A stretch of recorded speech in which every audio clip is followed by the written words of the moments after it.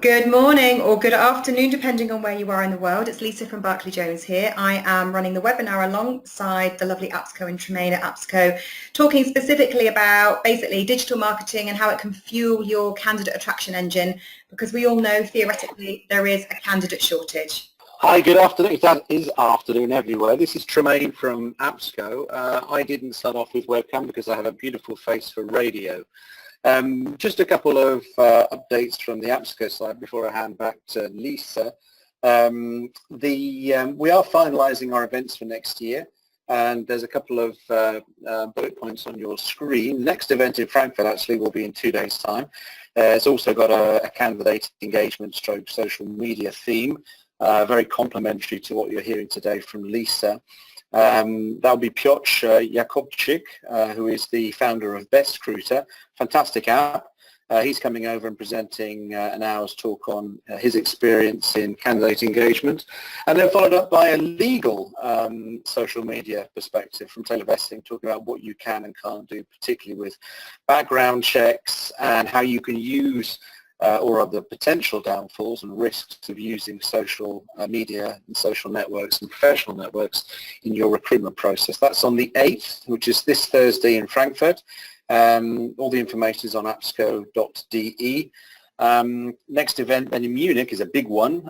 We've got a members meeting which will be an upbeat topic, yet to be confirmed, but really people are coming for the awards ceremony. This is the Awards for Excellence for the APSCO German members.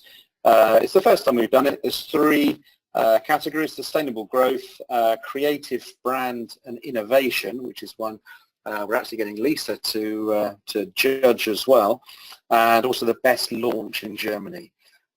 So quite a small event, first one, but we have some interesting companies have already put their applications in. Really looking forward to see who comes out of that on top.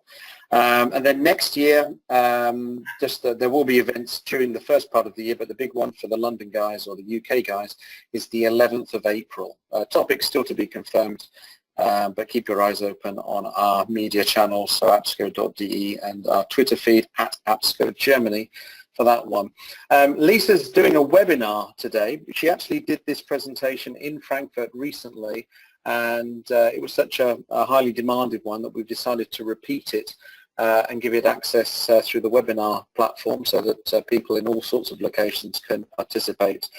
We'll be doing more webinars next year, as you'll see when the schedules are published.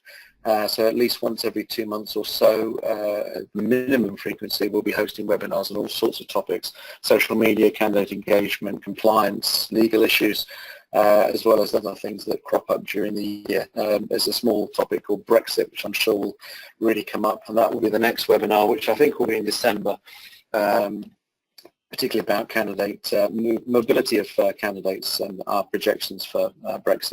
So I'm Lisa. We are also an award-winning recruitment advocate at Barclay Jones. We won APSCO's Affiliate of the Year last year, which we were absolutely delighted with. It's the first time we'd actually gone for a specific award and we won, so we're quite glad about that. And specifically what we do is we only work with recruiters, and we focus on 3 very distinct services. So 1, recruiter success training, making them more effective at their desk using technology, because often by giving them technology it makes them less effective, and that is a big challenge for a lot of recruitment leaders out there, because they just want them to get on the phone and make some placements. Recruitment technology ROI is a key passion of ours. The founders of the business were IT directors of recruitment firms who've got significant experience in Adapt and Bullhorn, for example, and overall just IT strategy. And then finally, something very close to my heart is digital marketing, and we're going to talk a bit about that today. But one of my roles is to mentor leaders and marketeers in how to generate what we call the 4 C's: candidates, clients, colleagues, and cash from digital marketing. Not just clicks, not just copy. So today we're going to be looking at what I call the recruitment marketing engine, because it's very important that we understand marketing's place within the sales cycle. And it is a very important place, but it can often be a very unnecessary place, disruptive place, all the gear, no idea place. And so we'll talk about where that sits within recruitment. I'm going to ask you some questions as well. We're going to look at the 3 Ps of recruitment marketing when it comes to candidate attraction. And you can ask me questions throughout this webinar simply by clicking on your chat box and chatting away. So to start off with, we've got something that I just call the recruitment marketing engine. It's something I've created for my clients just to help them understand where I'm coming from, which is recruitment and marketing are very simple things. Sales and marketing are very simple things, but often made more complicated in the way that we do them. But ultimately, what we've got to think about is very simple. We want convertible leads, whether it's clients, candidates, consultants, and obviously we want to generate money from that. But without actually having the right message, i.e. search engine optimization, and the content that we use that might come out of our mouths, go into job adverts, into our LinkedIn profiles, our brochures, everything that we're saying as a recruitment business, without having the right messaging, we might as well not be bothering. And that's where it becomes a very intensive recruitment process.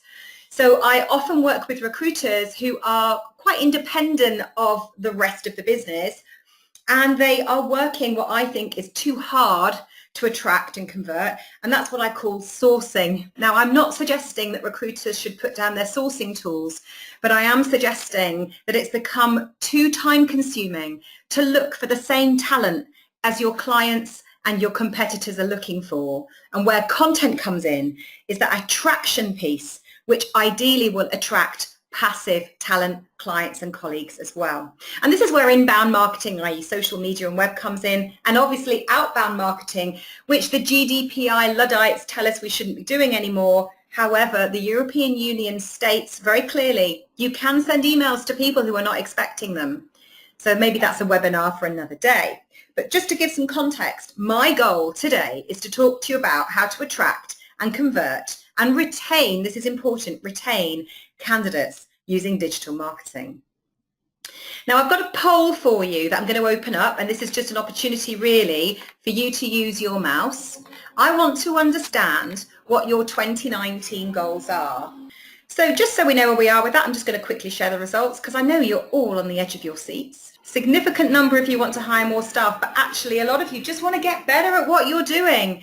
I genuinely feel that a lot of the time when I go into work with recruiters, whether it be on training or tech or marketing, that you've probably got around 95% of what you need, and that might include candidate data as well. You're just not using it right. Something to think about. Now, a question for you, not a poll. I want you to go into your comments area, but I am interested in the sort of generic issues that you might be facing in the next 12 months that might maybe prevent the 17% of you that want to hire, that might prevent the 72% of you that want to improve your processes. What issues are you suffering that really you feel need to be removed as barriers? Just type those into your question or your comments area. Too busy for hot lists. That's terrifying, Graham. Terrifying, definitely. Too busy to actually deal with our most magnetic candidates. What else have we got, ladies and gents? Definitely want to work smarter, not harder. We've got other people saying legislation potentially gets in the way. The importance of marketing needs to be more defined. Not finding the right candidates. Obviously, it's a candidate-driven market. I kind of agree, but I've got some thoughts on that. Using social media, very good. You get a gold star for that. Niche areas, etc. I personally don't see a niche area as an issue. I see it as a massive opportunity. Sales and marketing connecting, definitely. And just generally having the right candidates at your disposal. Right, that's great. Thank you very much for all of that, ladies and gents. A question quickly for you as well, because this again is going to really help me focus our attention. I want to know which CRM, which candidate, client, consultant relationship management system you're currently using. Click on the buttons that represent which you're using right now. And if the one that I've listed, by the way, isn't there, just pop it into your comments. I'm just interested to know what's going on in the market right now. More of the geek in me, because I've been using recruitment tech since 2000. And it's always something that I find interesting to see what people have been using, where they're going. Now, this is a really important question, and if you don't know the answer to that, that's absolutely fine. But again, one of the things, and this is the final question of the day, and then you can put your feet up with a baguette or whatever it is you've got. I'm saying that because I'm on a carb-free day today. But what I want to know is, what percentage of candidates do you place from your own systems? You're sitting in front of a client, and you've got to be better than them. You've got to find the best talent. If I'm really honest, I kind of hope you've already got them. And you've got them in your back pocket. You've got them on your CRM. Back before social media became a disruptive technology, and disruptive is always seen as quite sexy. I personally don't see it as that. I think the recruitment process has become too complicated in recent years, and I'm on a mission to simplify it. But those stats, and if I had my webinar screen on now, my webcam screen, you'd see me looking down my glasses, because those stats are atrocious. Now, don't feel scared of me. I am massively passionate about the recruitment market. I've married a recruiter. A lot of my friends are recruitment leaders. But this is not a good stat. What we're saying to our clients is we potentially don't have a handle on the sector that we claim, or our website claims that we are niche specialists in. And that's something to think about, because we can attract as many candidates as we like, but if we can't retain them, that's a very short-lived business model. So we'll have a chat about that as well. Lovely. Thank you for that. So let's look at the 3 Ps of digital marketing, because we're here to fix these problems. You've got CRM systems that you probably feel like you're spending a lot of money on. You're spending a lot of time on sales and marketing, but you're not attracting the right level of candidates. We know this because the stat you just gave me tells me that. And you've got some issues in your business that you need to solve if you're going to hire more staff next year. Because trust me, if you have a great candidate attraction model, you'll actually hire great recruiters as well. But also you want to make your business processes more speedy, more effective, less costly. So let's look at some ideas around this. So let's look at the purpose of digital marketing in the recruitment space to begin with. Obviously, it's how you market your content, obviously. And it's actually how you cheat. Because actually there's lots of marketeers when I start working with them that are bleeding over their keyboards, writing content, that are asking their billing consultants to generate blogs for them. And I walk in the door and say, stop. What already exists out there? If I'm hungry, I don't need to go to a cookery school. I can either cook something really quickly, or if I don't have time, I can go and buy something. So think about where there might be content already. And I'm not suggesting you outsource your content. I absolutely think that every recruitment business has the capacity to generate their own content very speedily. Remember, I come from 20 years worth of recruitment where get on the phone was the mantra. So anything that I do with my clients is designed to help them get back on the phone, and writing a blog does not get you on the phone. It actually takes you away from the phone, which is not ideal. So I want you to cheat and gather your own content. I also want you to drive candidates to your website, because once you've got them on your website, you have a much higher chance of converting them into people that, whether or not they're looking for a job is irrelevant, but if they are, and you are in life sciences and they're a life science professional, you've got to get them on your database. You've got to get them reading all of your stuff. Now, I've had a question from someone. Will I be sharing the contents of this webinar afterwards? Not only will you get the slides, but you'll get a link to the webinar as well. So you can get your kids to watch it. You can watch it again with a glass of wine. You could even share it with your staff and your marketeers if that's where you're going with this. All of that's good. Clearly, you want to attract candidates into your database, and clearly you don't want to be working 24 hours a day to do this. So it's absolutely crucial that you really, really understand the purpose of digital marketing, because it isn't to spend money. It isn't to generate so much content you don't know what to do with it. It isn't to create brochures that only actually ever see the inside of a stationery cupboard because everybody forgets that we've got them. It isn't to create mouse mats or mugs. It's to generate the 4 Cs: candidates, clients, consultants, and cash. Remain fixated on that purpose, and your marketeers will do a much more effective job. Because actually the goal of your marketeer ultimately is to generate data that is worthy of your time and generate an environment that is worthy of your candidates, clients, and consultants.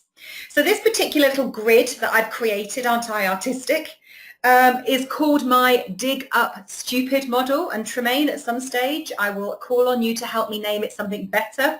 But basically the idea is you've got a mountain of data out there. It might be on your CRM system, let's hope it is. It might be in your LinkedIn profiles. There might be spreadsheets galore. It might be in your head. It might be on Post-it notes. But ultimately, it needs to be yours so you can talk to your clients about it.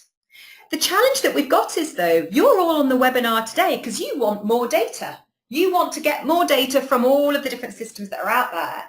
But I've got a message to you today, which is maybe you've got enough. maybe you've got 4 levels of data that you're not using effectively. So I'm just going to help you do a bit of segmentation here. The first level is the data you don't have yet, and we are fixated on generating more data. We are fixated on growing our databases. When GDPR came along, it was a terrible shock. Not to me, but it was a terrible shock to the industry because all of a sudden they had to really take their data seriously. I think as an industry, we are too fixated on too much data. The next level down is yesterday's data. Now you have to ask yourselves and be really, really honest with yourselves. What do your recruitment teams do to retain your level 2 data? And what I mean by this is, what are you doing every single day, week, month, quarter, year, that means that if I was a candidate that you've already placed or a client that you've already invoiced, how are you keeping in touch with me? How do you know I even give a damn? What are you doing with that data to keep it in your mind's eye, and more importantly, vice versa? The next level down is where I see digital marketing really hammering home the message. And this is where I work with marketeers and mentor them to become more effective at this level, is the dirty data that's actually probably quite useful. What I mean by this is candidates that have applied for jobs that you didn't really take very far, but at the time as a recruiter, you probably thought, yeah, they're kind of okay, but not for today. And they just maybe sit in your Broadbean system, or they sit in your LinkedIn connections, but they're just sat there not being engaged with. So what can you do with these candidates? Could you, for example, send out a campaign where you are messaging those candidates regularly with information about what's happening in their sector? Could you do something like that? Have a think about what your marketeers are doing with your level 3 data, as in you've not placed it, you've not invoiced it, but it is good enough. But actually you need to promote it into yesterday's data. You need to place it. You need to invoice it. In my experience, though, what we do is we expect far too much of the recruiter level, and we expect them to deal with levels 2 and 3, whilst, dare I say, your marketeers are off doing something that is not helping your data model whatsoever. Running events, creating mouse mats, doing posters for the internal office, that kind of stuff. So think about that. And then finally, the kind of like skeleton in the cupboard is your risky, useless data, your FOMO data, your fear of missing out data. This is the stuff that you really don't need. It gets in the way of great processes, and you all said you wanted to improve that. It's the stuff that's like, yeah, you probably think you've got 1,000 life science professionals, but actually only 340 fit into levels 2 and 3. The rest of them you dare not touch because someone told you not to email them because of GDPR regulations, which again is rubbish. You dare not touch it because actually the person talking to them has left the business. I call it risky because it is. I call it useless because it's likely to be, and it is definitely designed to give you comfort as opposed to cash. So I say poke it, send it something, but in small batches. And if it screams, kill it off. If it looks at you back and flicks its hair at you, try and get it into level 3. Try and move it up that. But don't be so fixated on levels 1 and level 4 that you forget levels 2 and levels 3.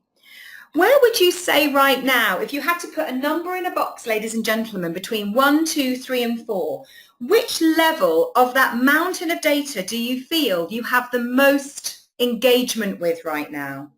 Brilliant. So I'm getting lots of 1s and 2s, 2s and 3s. That's good. And again, for me, it's very much around the marketeers creating an environment where level 2 is simple, but the marketeers controlling level 3.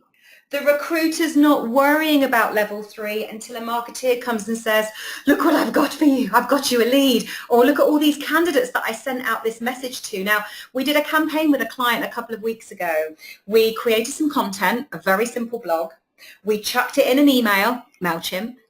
We set up a calendar booking system, Calendly, and within 24 hours, they had 50 responses and booked interviews with the recruiter.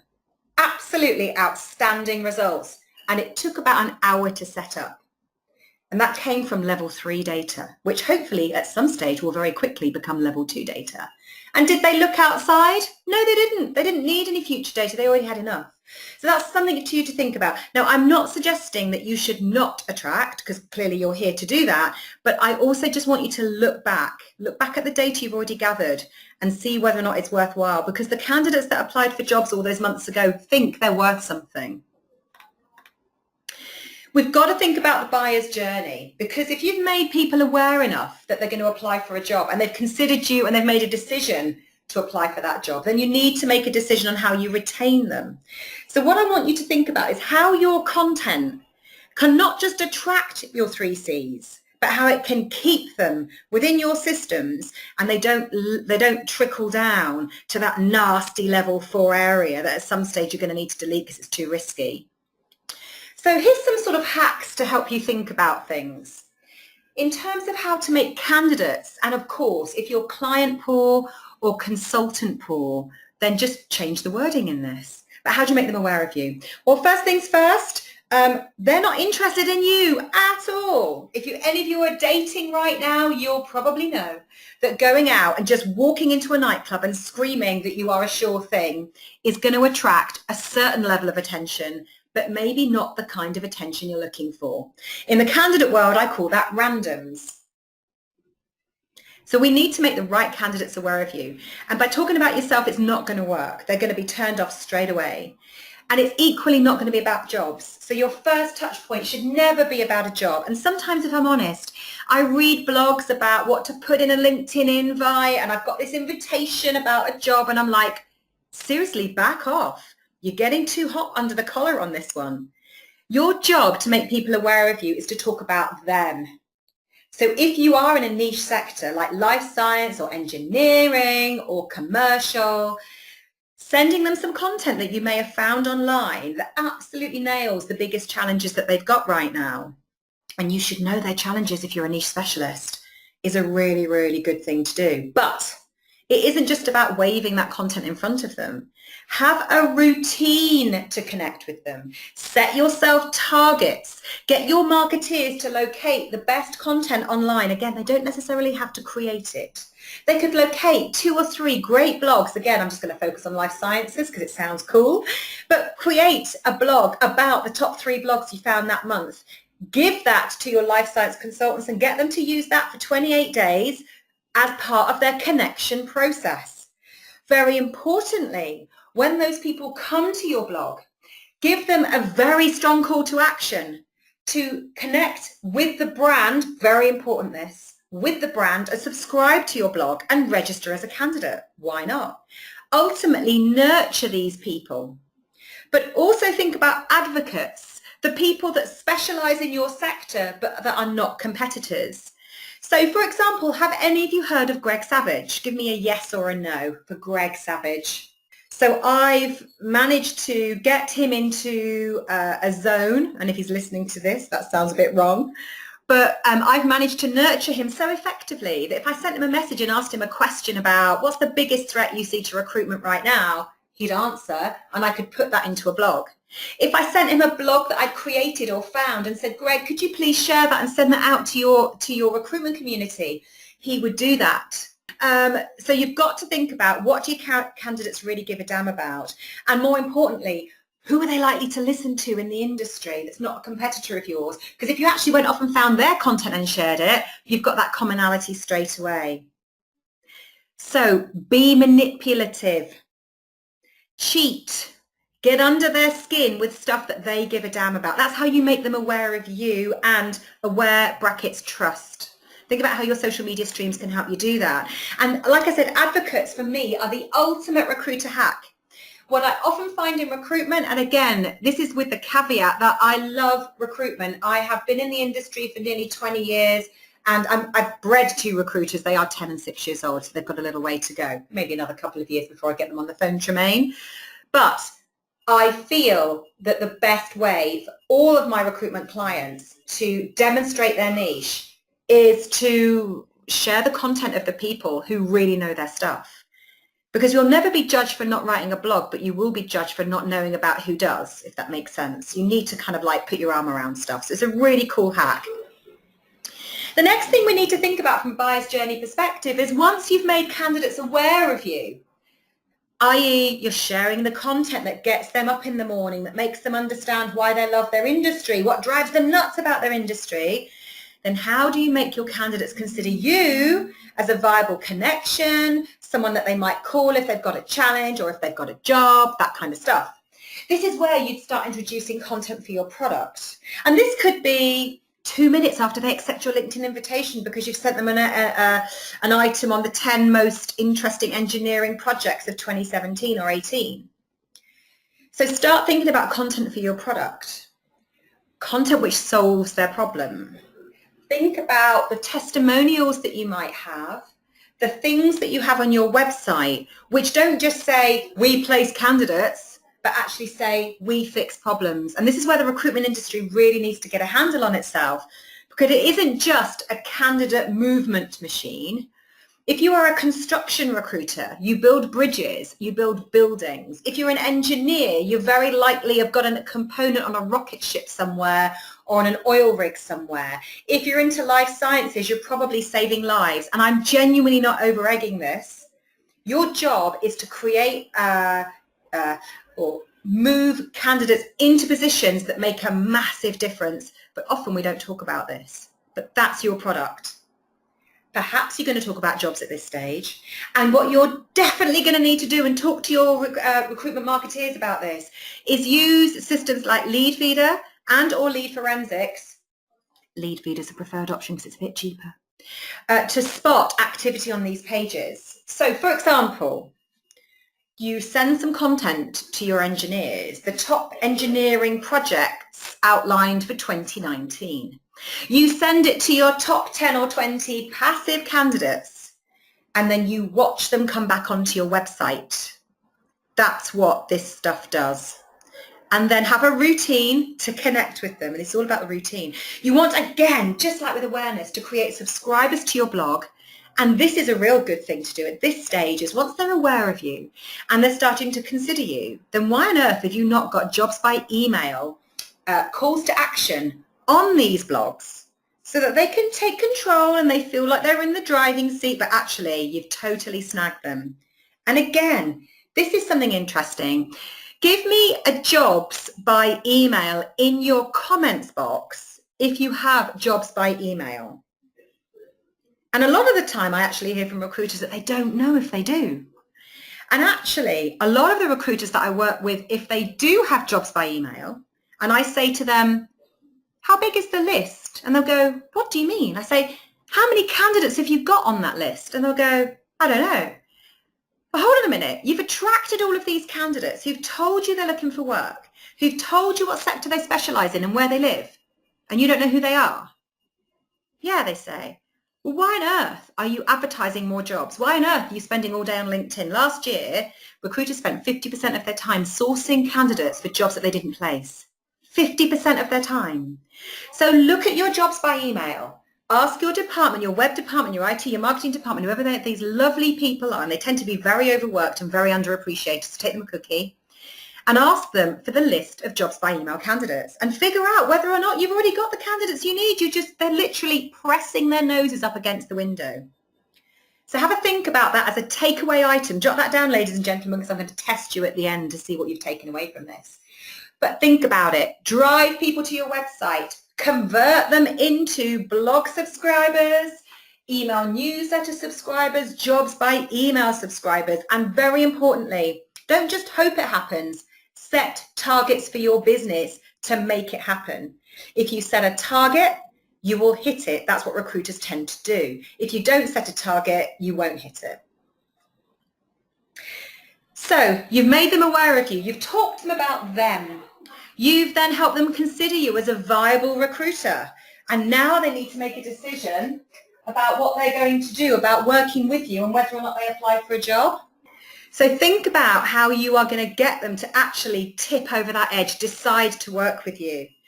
This is where you absolutely need content on your website, which is very strong contact us pages, very strong about us, case studies, really strong adverts, jobs by email. This becomes critical content.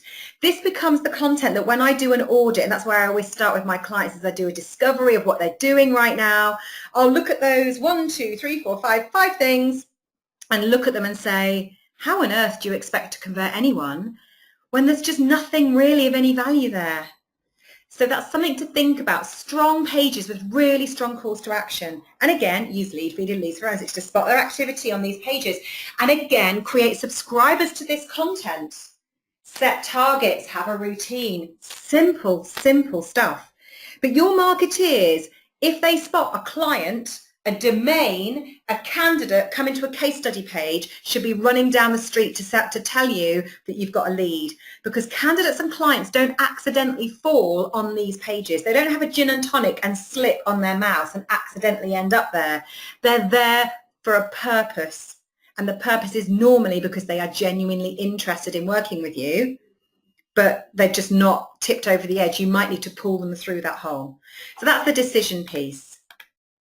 And then ultimately the retention piece, and this is something traditionally the recruitment industry has been very poor at, which I find interesting. I was explaining to one of my staff this morning that the recruitment industry can make a genuine difference to human beings.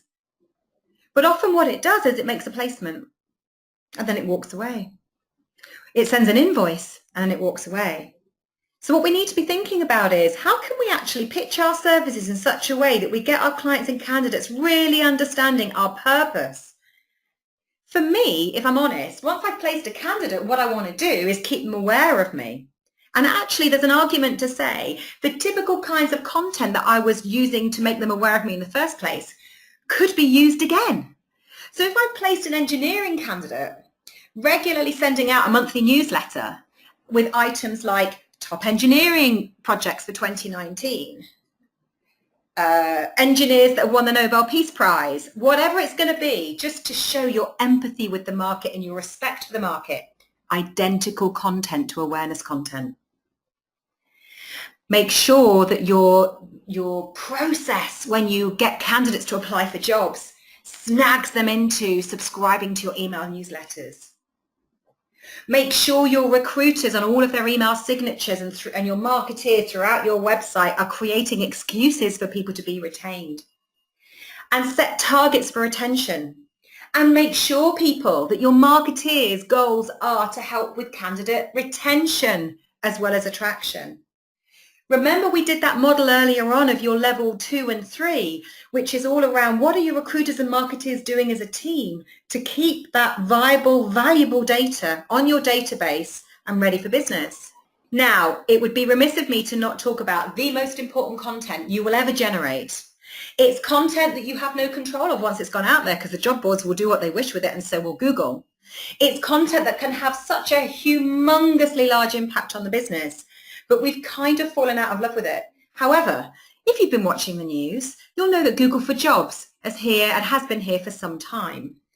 And obviously what we need to consider is, and this is my view, if Google are taking jobs seriously, if Google are investing billions in their Google for Jobs platform, then it's time to bring the job advert back into the center of what it is that you do. Because actually the stats across Europe and the UK are pretty pants from a training perspective. And if they have received training, it's on the old way of advertising on broadsheets. However, 84% of candidates that were polled last year said, I'm a passive candidate, but if I saw a really great job advert, one that understands me as an individual, I'll apply for that job. Because that job actually has something more to do than simply getting you a candidate onto your Bullhorn or Adapt system. It's going to increase your relevant responses. It's going to build your brand. It's going to give you candidates that you, almost like an overspill, that you can then flip and go and find clients to take them. It's going to put clients back in their boxes, so they don't just give you a job spec and think, well, I'll give that to another 20 recruiters. It's going to give you a job spec that you have exclusivity over. You've all said you want to become better at your process, but the job advert is a core part of it. You also want new contacts and followers.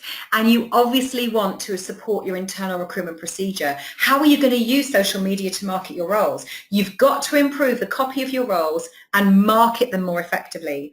The current stat is I'm a recruitment consultant. I'll spend 10 minutes rehashing a job spec. I'll post it onto my LinkedIn once the day I get it. And I will put it onto job boards and then I'll walk away. And then I'll say to Lisa when she comes to train me on job adverts that job adverts don't work. And Lisa will say, no, yours don't work. Because actually job adverts work really well if you do them right. Because we need less content, more marketing. Wouldn't it be great actually if we didn't even need to advertise? Wouldn't it be great if the way that we attracted candidates and then retained them meant that while we're on the phone to a client, we could be finding candidates on the fly? Because inbound selling is the ultimate process that you need in your businesses next year. I feel like I'm pitching this. It's the ultimate process on QVC. What you've said is you want to improve your processes next year. This is the process I think you need in your business. You need to target who you want to talk to. Step 1. Step 2 is have a process for content, which is around attraction and engagement. And then once you've lured those people in, don't ignore them. Don't ask them to subscribe to Jobs by Email and your blog and then go, that's lovely, I'm going to go and get some more now. Look at them, convert them. This is the ultimate goal. Now, if you're not sure what to talk about with your candidates and clients, then do what I call a content quick flip. This for me is a 5-minute exercise, a really energized exercise for your recruiters and your marketing teams, where you basically get them to get 3 sheets of flip chart paper. One's got candidate and client pain on, one's got candidates, clients, purpose and loves, and one's got awards and events. And you give each of your recruiters 1 minute or 1 minute 30 seconds on each piece of paper to basically brainstorm the pain that their candidates and clients suffer in their jobs every day, the purpose that their candidates and clients have in their roles, what they love about their roles and why they get out of bed in the morning, and any awards and events that are happening within their sectors. And that is your content plan. Then you're going to use that in social media to attract those people in, get them to consider working with you, convert them, and retain them. Think about the 3 types of people that need to be delivering these processes. Your marketeers are focusing so much on attracting more talent for you, but what are they doing about helping you place and retain existing talent? Think about the amount of time the average marketeer that I worked with last year was spending on social media before I mentored them. And think about that actually 43% of recruiters admit to limited candidate marketing success. So what we're saying here is there's a lot of time at the wrong end of the funnel generating very little return. Think about recruiters. What's their role in all of this? If they're spending 50% of their day using LinkedIn to not place enough candidates, how much is that costing your business? Even if it's the free version of LinkedIn, that's a lot of money. So how are they engaging with social media marketing? How are they marketing their brand? Or are they just marketing your client's job specs, which doesn't really add any value to the sector at all? How are you measuring their success and what is their routine? Do they even have one? So have a think about some takeaways. Think about search engine optimization. Think about the keywords, the content that you need to develop for your social media optimization strategy. Long words for a Tuesday. Marketing is not about how much content we can create. It's about how many leads we generate, how many candidates and colleagues we can bring into our business. Ask yourself what your teams of people are doing. Are they looking at your jobs by email lists? Are they looking at who's subscribed to your blog? Or are they pushing through all of that great data just to pile more on top that will eventually just squish right down to level 4? Are they wasting their time? Time is money. Do your job adverts need a massive reboot? I would suggest that Google for Jobs is the excuse that you need, and please call us if you need any help with this. And think about the people out there that can market your business on your behalf. And I'm talking about the Greg Savage of the engineering world. I'm talking about the Anne Swain of the life sciences world. Start finding out who your advocates could be. Start nurturing them. So someone's come through and said, good point about jobs by email. What's the best way to get that data? So I suppose it all depends on who your web company is and how your marketeers work with them. But ultimately, ask the question. You have a right to know what that data is. Right. Questions for you all myself. What's the one thing or two things or 20 things you've jotted down that you are going to take back to your business right now and do something tangible with? Give me some ideas about what you've learned today and what you're going to do differently. You've invested a lot of time in this webinar. What are you taking away with you? Right, so the answers are coming, and I've got things like less content, more marketing, looking at the jobs by email piece, stronger content for the website, rebooting of the adverts. You're all going to get stickers and gold stars for this. Stop writing the content yourselves. Absolutely. By the way, your marketeers won't thank me for that. They're going to need some help understanding how to get that content out of you, but that is just a statement that I will make. Make the consultants more aware of the content. Absolutely. Definitely focus on leads and conversions. Definitely focus on converting candidates. It's not just about piling more data on top of your mountain and hoping to God you'll be able to find it again. Get people thinking more about just the job. Absolutely. Right then, I'm going to finish up there. Tremaine, is there anything you want to say before we finish up the webinar? Hi, Lisa. No, sorry, it took me a second or two to find the unmute button. I think it's been a great seminar, and there's some really good ideas in there. Of course, it's all a complete waste of time if we don't take anything from it. So I've got some notes, and don't forget the webinar itself will be accessible, and Lisa will make the presentations available. How do you want to do that, Lisa, just so that people know? Well, we've got all of your email addresses, so clearly we're going to spam you all. That's a joke, by the way. We've got all of your email addresses, so as soon as the webinar has gone live onto YouTube, you'll receive a little email from me with a link to it, and that will obviously have a link to the slides as well. Excellent. Lisa, I think nobody else can speak, so I'll speak on behalf of all the webinees. Great, thanks very much for putting this together. Thanks for sharing some of your experience with us. I'm sure you'll be back, and look forward to announcing some engagement with you next year. And yeah, some really good ideas. So thanks very much. That's everything from me. So we can wrap up and let you all get back to either lunch or making money, or both. Lovely. Take care, everyone. Enjoy the rest of your day.